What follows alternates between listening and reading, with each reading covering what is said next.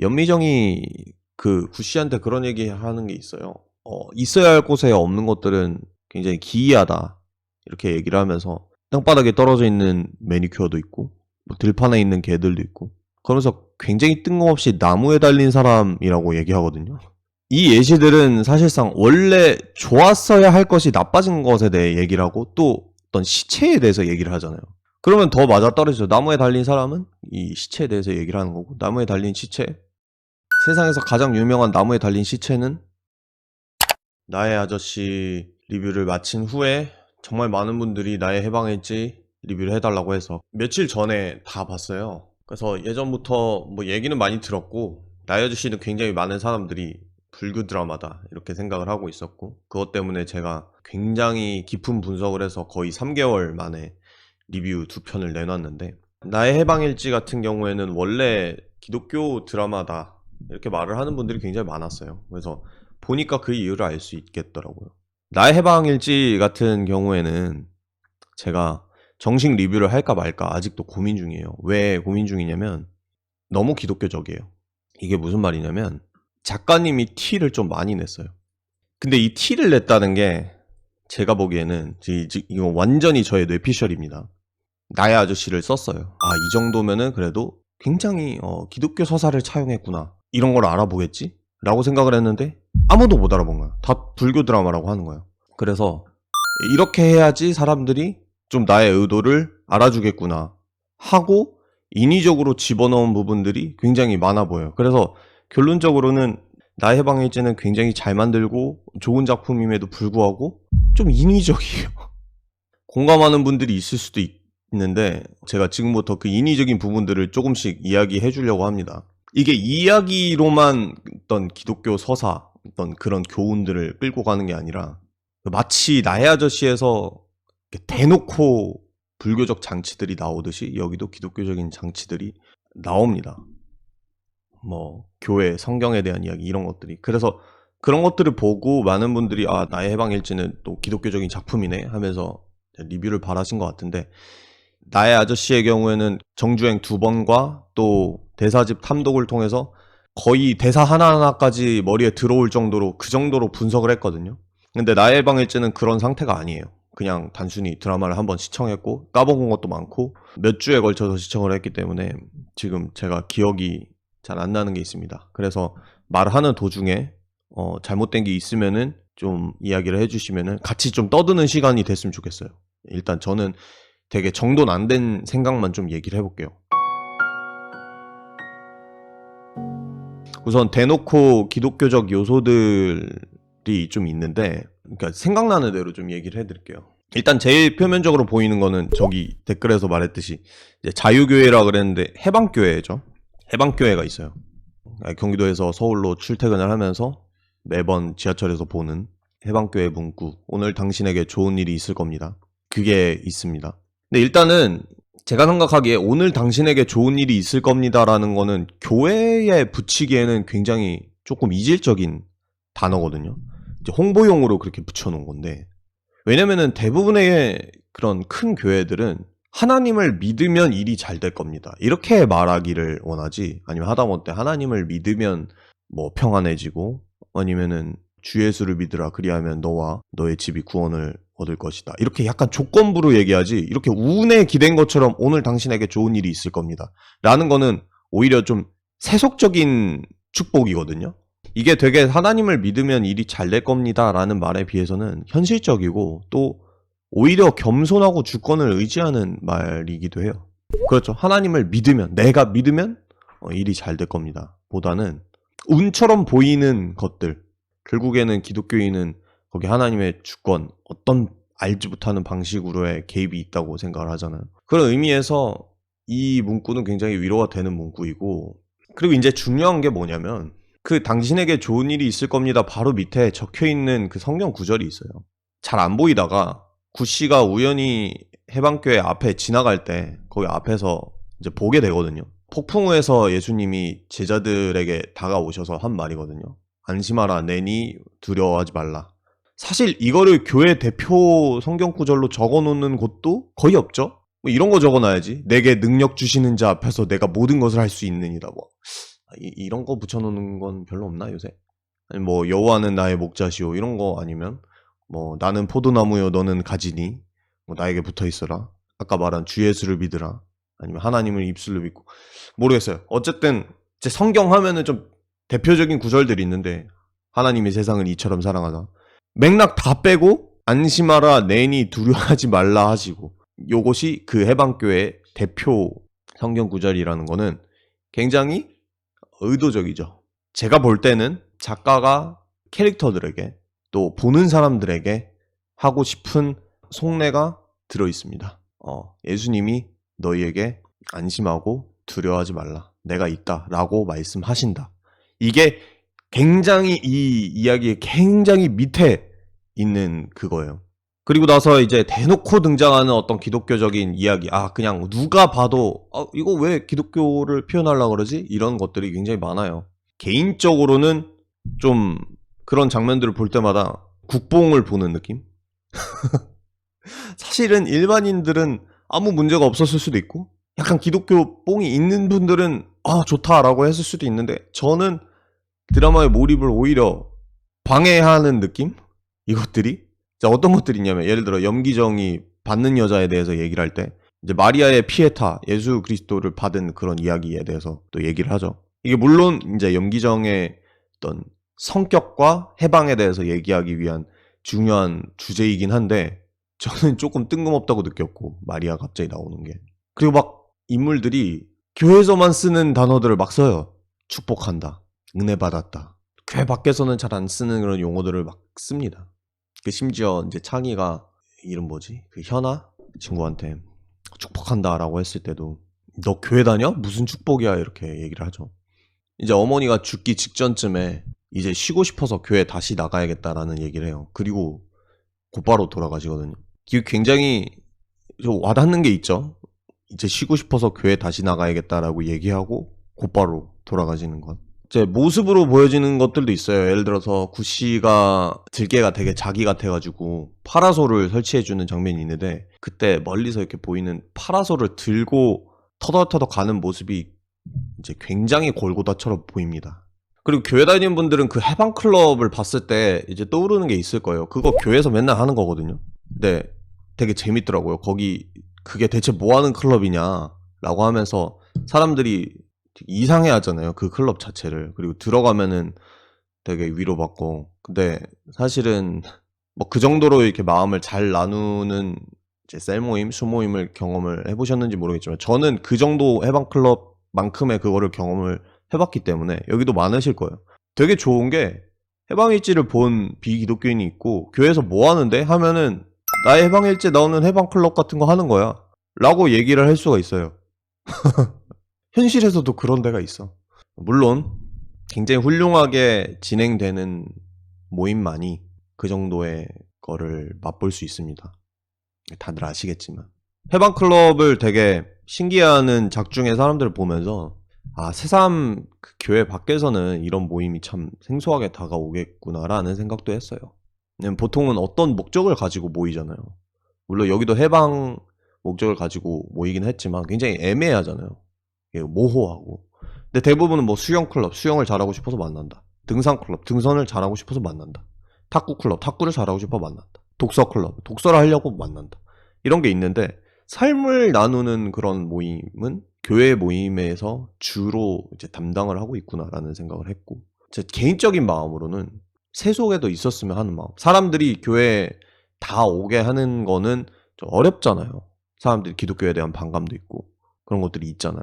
그래서 다 못 온다면 하다 못해 해방클럽처럼 신앙적인 얘기가 빠지더라도 그런 것들이 사람들이 있어서 준 상담의 느낌을 받고 자기의 마음도 나누고 그런 것들이 좀 있으면 좋겠다라는 생각이 들긴 했습니다. 보면서. 거기에 있는 각각의 인물들은 이제 완전 조연들인데 연미정을 제외하고는 각각이 벗어나고 싶은 게 있잖아요.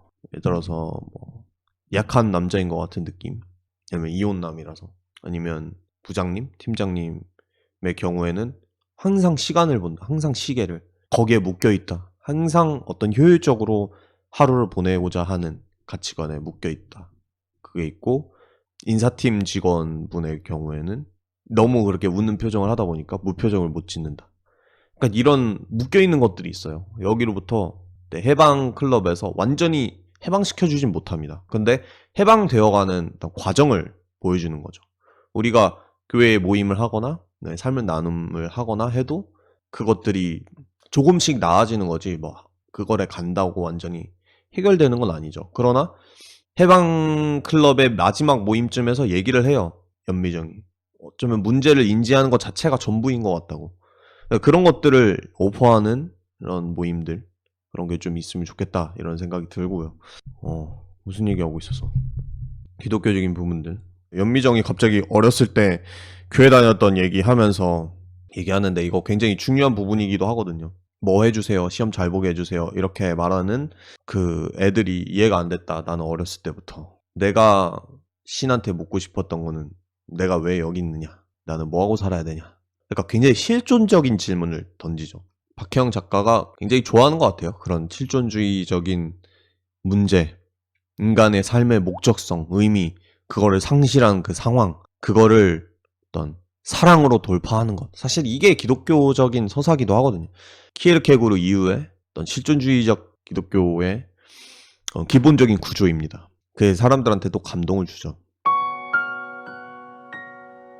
또 하나 대놓고 이제 기독교적이라고 생각했던 거 하나가, 이거는 많은 사람들이 얘기를 잘 안 하던데, 연미정이 그 구씨한테 그런 얘기 하는 게 있어요. 있어야 할 곳에 없는 것들은 굉장히 기이하다 이렇게 얘기를 하면서 땅바닥에 떨어져 있는 매니큐어도 있고 뭐 들판에 있는 개들도 있고 그러면서 굉장히 뜬금없이 나무에 달린 사람이라고 얘기하거든요. 땅에 누워있는 새, 나무에 매달린 사람.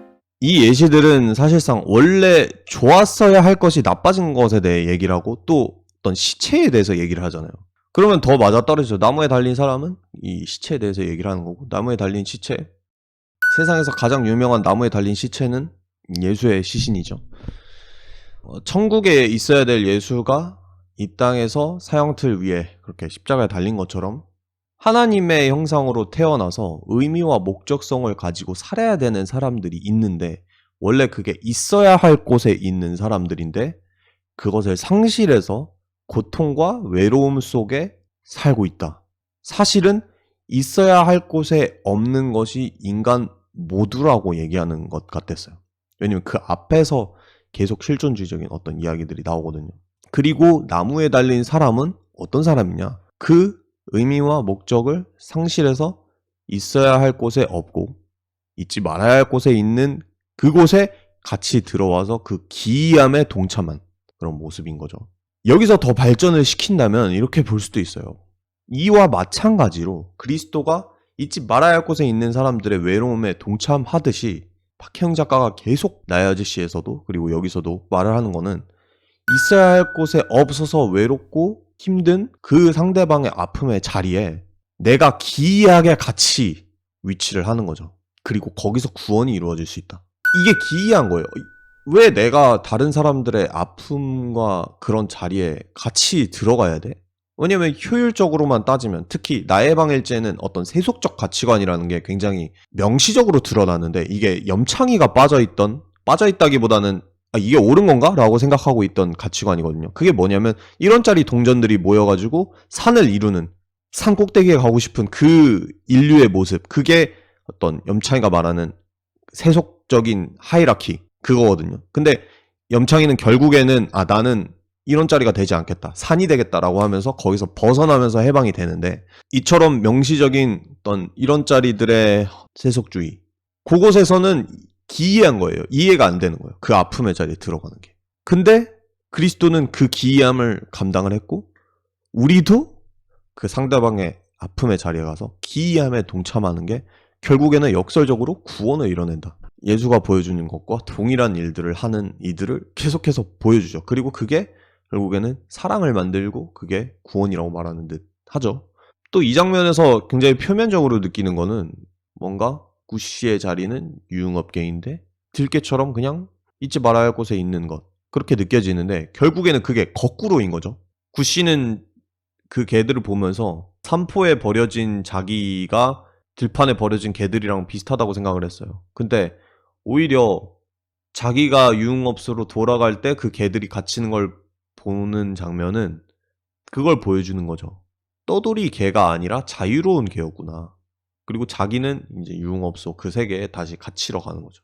이 들개 상태들이 위험하고 안 좋아 보이지만 사실 굉장히 더 자유롭고 좋은 상태라는 거죠. 그 구씨도 마찬가지예요. 굉장히 위험하고 이제 애처로워 보이지만 사실은 더 자유롭고 좋은 상태다.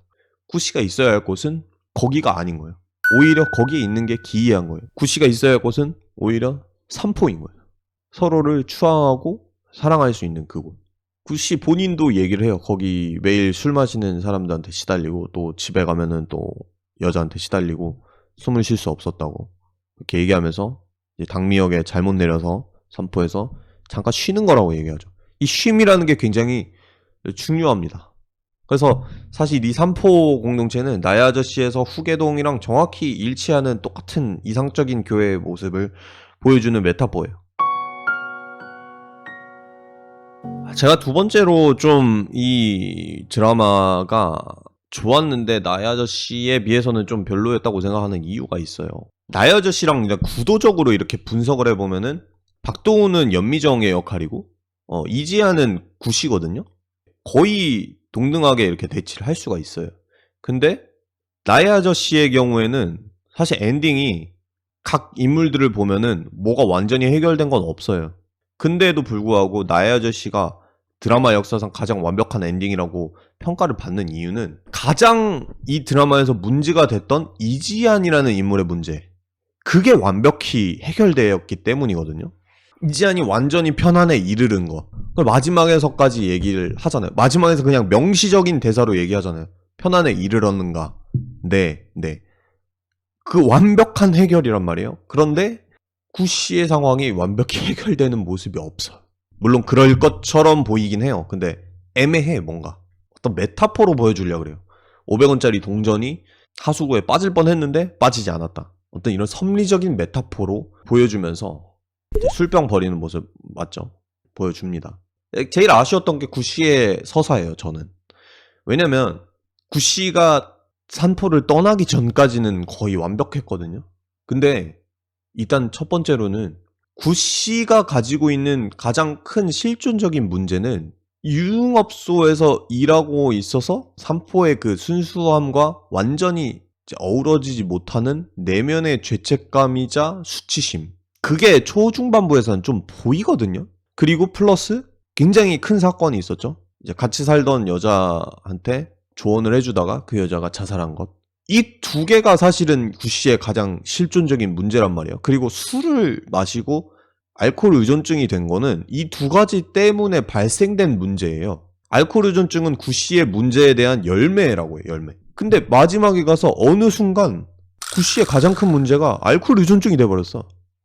저는 그게 조금 이상하더라고요. 술을 버리는 모습으로 자기의 회복을 암시하는 엔딩을 미리 정해놓고 그렇게 가다 보니까 그렇게 된 건가? 제가 보기에 완벽한 엔딩이 되려면 구씨가 그 지하세계에서 나오는 걸 보여줘야 돼요.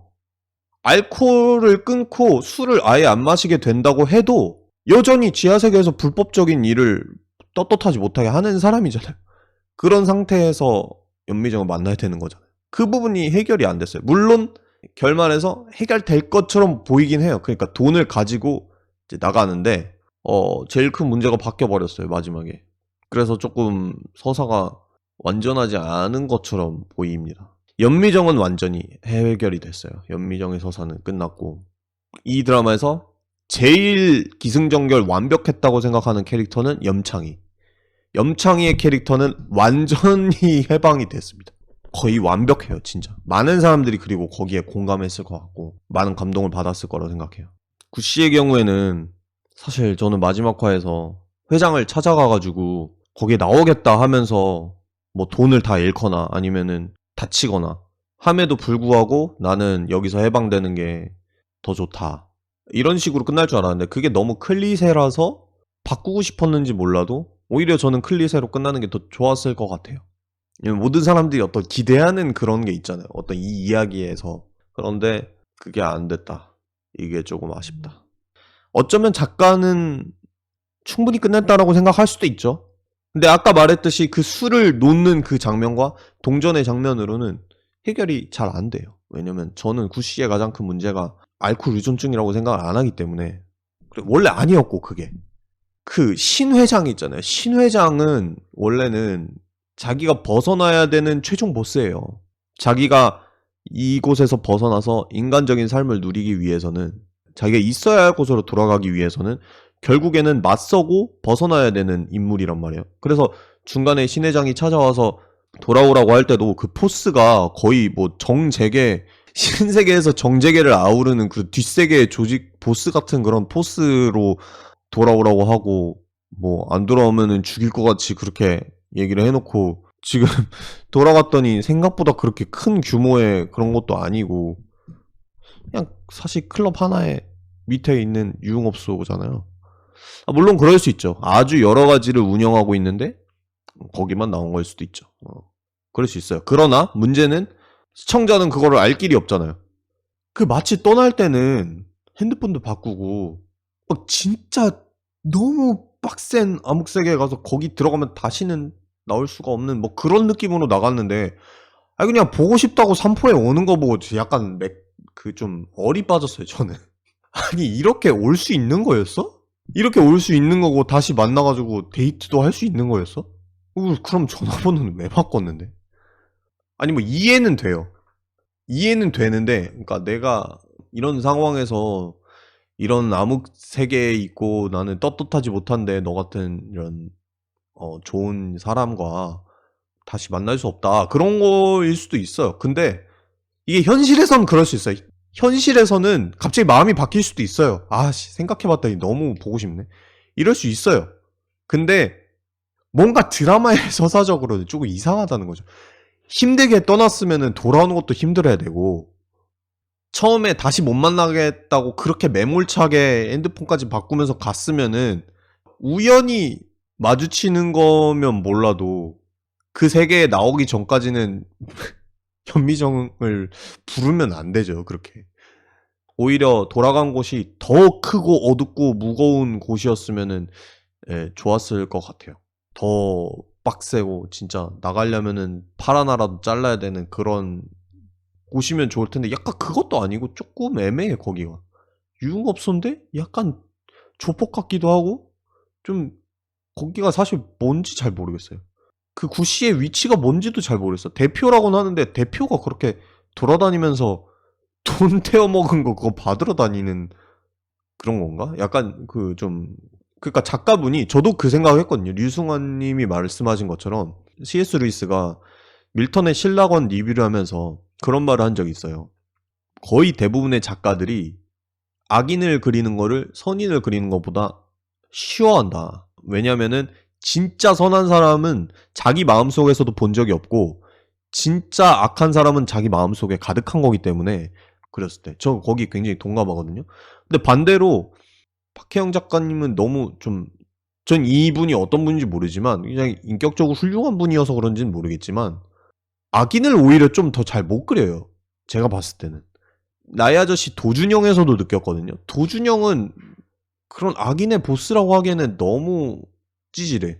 일부러 그렇게 그린 걸 수도 있는데 처음에 어떤 포스에 비해서 갈수록 굉장히, 예, 물론 악인을 물리치는 게 이게 중요한 주제는 아니지만 그래도 좀 굳건히 강하게 끝까지 남아있어주면 드라마가 더 흥미진진해질 수 있는 그런 부분이라 생각하는데, 저는 나의 아저씨에서 유일하게 아쉬웠던 부분이 도준영이 나중에 너무 약해진 거거든요.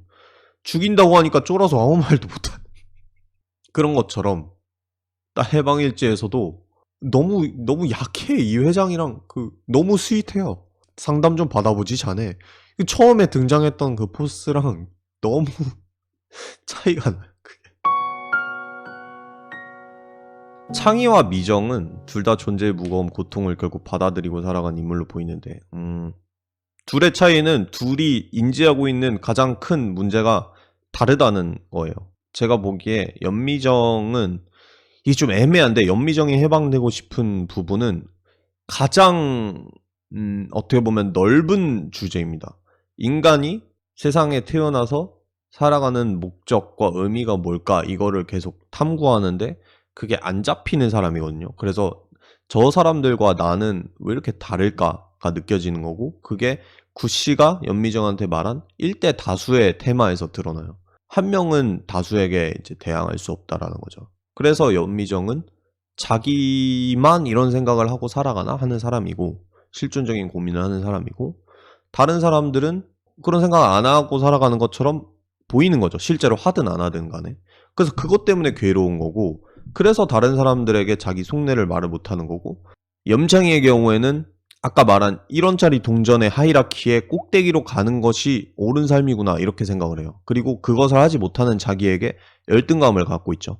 처음부터 계속해서 열등감을 가장 많이 드러낸 인물이 창희인데, 점점 갈수록 나는 원래 이런 경쟁에 맞지 않는 사람이란 걸 깨달아 가요. 그런데 거기서 벗어날 수 없는 이유는 뭐냐면 이렇게 사는 게 옳다라는 것밖에 모르니까.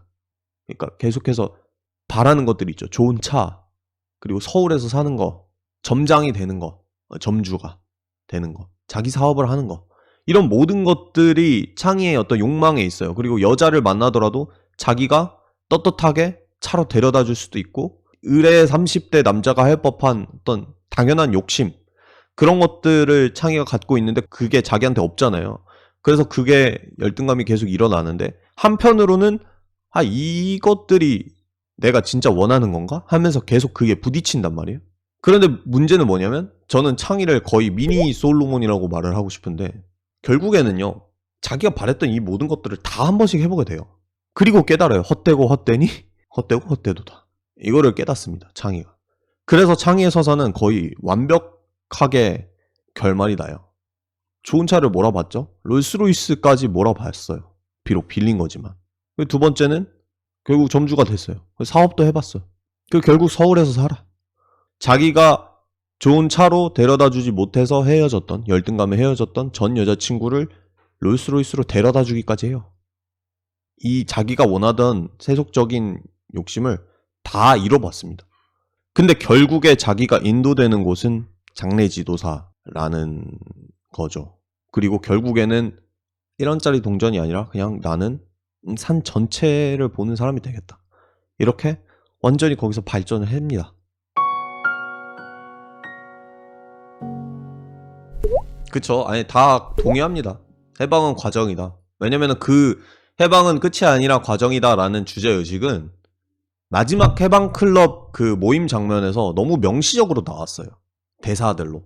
너무 명시적으로 나왔는데, 그거에 비해서 이제 기정과 창희의 경우에는 너무 깔끔하게 해결이 돼버리니까, 당연히 창희도 그걸로 인생 다 해방되고 득도한 건 아니겠죠. 그 후에도 어려움과 그런 다시 세속적인 욕심과 많은 것들이 돌겠죠. 당연히 창희도 과정인데, 뿌려놓은 서사에 대한 결말, 이야기 구조적으로 그게 창희는 완벽하고, 기정도 완벽하진 않지만 어느 정도 해결됐다고 생각을 하고, 기정의 경우에는 교만, 그리고 막말하는 거, 그리고 가장 크게는 명시적으로 드러나진 않지만 나이에 대한 컴플렉스가 있어요. 기정은 내가 결혼을 할 수 있을까? 이 나이에? 명시적으로는 안 드러나지만 마지막쯤에 갈수록 더 드러납니다. 그게. 그래서 결혼을 하고 싶어 해요. 계속. 그런데 거기에서 마지막에 50대 여자들을 술집에서 우연히 만나고, 자기가 50대가 되면 나는 그냥 죽겠다 이런 식으로 막말을 또 하다가 그거를 50대 언니들이 듣고 거기에서 얘기를 해주면서, 거기서 사실은 어느 정도 해방이 됩니다. 그리고 결국에는 내가 받는 여자, 그 장미꽃 떨어진 거를 받아서 거기 간장종지에 넣으면서 진정한 받는 여자가 되었고, 그러면서 사랑을 주고 받고 하는 그런 상태에서 그것이 본질이구나, 그러면서 어떤 몇 살까지 나는 결혼해야 돼, 아니면은 뭐 그런 강박들, 그런 거에서 기정은 벗어났죠. 어느 정도. 근데 더 시트레님이 기정은 자기 삶의 무게를 떠넘길 사람을 찾고 있었던 것 같습니다 얘기하는데, 제가 지금 앞쪽 디테일이 잘 기억이 또 안 나가지고 이걸 잘 모르겠지만, 기정은 굉장히 처음부터 오히려 너무 받아주려고 하는 인물이어서 연애를 못한 인물이 아니었나요? 그러니까 남자랑 소개팅을 하고 그래도 자기가 잘린 머리를 받아준다, 그걸 받는 여자가 굉장히 초반부에 나오잖아요. 그래서 자기는 원래 그런 사람이고 막 그러다가 오히려 회사에서 그 바람둥이 상사한테 연애 조언을, 세속적인 연애 조언을 받잖아요. 밀당도 좀 하고 막 그런 방식에 대해서. 그래서 오히려 그게 역순으로 간 게 아닌가라는 생각이 들거든요. 원래 자기는 진짜 아낌없이 다 주고 진짜 잘린 머리라도 받을 수 있는 사람인데 그러다 보니까 사람들이 부담스러워서 자기를 안 만나고 그러다 보니까 좀 바뀌었다가 맨 마지막에 이제 태훈 씨 맞나? 태훈 씨에게 고백을 하잖아요. 불쌍해서 그런 게 꼭 사랑이랑 대치되는 건 아니다. 한 덩어리처럼 있다. 나 불쌍해서 당신을 사랑하는 것과 존경하는 것과 애정하는 거 다 섞여 있는 거다. 이렇게 얘기를 하면서 이제 통합적인 관점을 갖게 되고 또 마지막에는 결국 자기가 본질적으로 하고 싶었던 것, 머리를 받는 것이 장미를 받는 것으로 이제 메타포적으로 표현이 되면서 자기 자신을 찾아간 또 그런 해방, 그런 걸로 좀 느끼긴 했습니다.